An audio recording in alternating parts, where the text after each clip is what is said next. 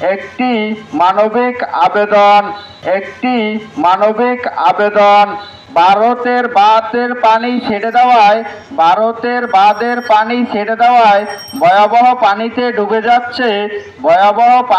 ডুবে যাচ্ছে বাংলাদেশের ফেনী, লক্ষ্মীপুর, কুমিল্লা, নোয়াখালী, সিলেট ও সুনামগঞ্জ সহ কয়েকটি অঞ্চল।